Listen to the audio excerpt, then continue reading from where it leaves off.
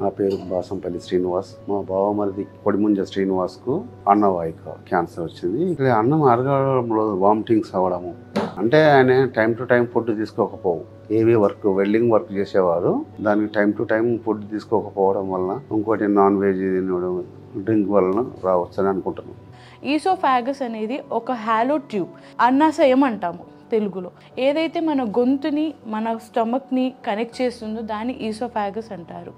ఈ ఈసోఫాగస్ పని ఏంటి? ఈ ఈసోఫాగస్ మనం ఎప్పుడైతే ఫుడ్ తీసుకుంటామో త్రూ మన మౌత్, ఈ ఈసోఫాగస్ నుంచి వెళ్ళి స్టమక్లోకి వెళ్ళి అది డైజెస్ట్ అవుతుంది. ఈ అన్నాశయానికి ఎప్పుడైతే ఏదైనా ఇబ్బంది కలుగుతుందో లోపల ఒక చిన్న లైనింగ్ ఉంటుంది. ఆ లైనింగ్లో ఉండే సెల్స్కి ఎప్పుడైతే ఇబ్బంది కలుగుతుందో అది క్యాన్సర్కి దారి తీస్తుంది. ఎప్పుడైతే ఈ లంప్ అనేది పెరుగుతూ ఉంటుందో ఫుడ్ ఏదైతే సాలిడ్ ఫుడ్ తీసుకుంటామో అది లోపలికి వెళ్ళదు. కరీంనగర్ హాస్పిటల్కి, క్యాన్సర్ హాస్పిటల్కి పోయిండ్రు. కీమోథెరపీ అవి రేడియేషన్ పెట్టించుకున్నాడు.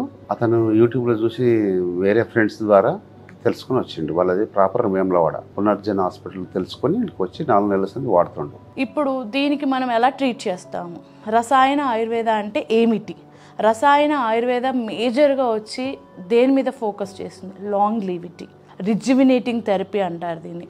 ఇది ధాతువులకి చాలా ఉపయోగపడుతుంది. ఈ ధాతుస్ని మనం ఎప్పుడైతే ఈ రసాయనంతోని పుష్టిగా, అంటే ధాతుస్లో ఉన్న సెల్స్ని యాక్టివ్ చేస్తామో, దానికి ఆ ఎనర్జీ ఉంటుందో, రిజ్యువినేటింగ్ ఎనర్జీ అని అనుకోండి, లేకపోతే ఇమ్యూనిటీ అని అనుకోండి, అది పెరుగుతుందో అప్పుడు మనకి రోగనిరోధక శక్తి అనేది చాలా పెరుగుతుంది. ఏదైతే మనం చెప్పుకుంటామో ఇమ్యూనిటీ అని, అది బాగుంటుంది. ఇమ్యూనిటీ బాగున్నప్పుడు అల్టిమేట్గా ఏ డిజీజ్ మన దగ్గరికి రాదండి. అంటే ఈ మెడిసిన్స్ వాడుతుంది కొంచెము కడుపులో మంట తగ్గడము, ఏమైనా ఫుడ్ ఏమైనా జావ కానీ పండ్ల రసం కానీ తీసుకుంటే మంచి డైజెషన్ అవుతుంది. ఎలాంటి నొప్పి గిట్ట ప్రాబ్లం ఏం లేదు. అప్పుడు ఏంటంటే మంచినీళ్ళు కూడా పోయేది కాకుండా చాలా ప్రాబ్లం ఫేస్ చేసిండు. దీనివల్ల ఆయనకు ఆరోగ్యం మెరుగై ఉన్నది. ఫుడ్ గిట్ట జర బాగానే తీసుకుంటున్నాడు.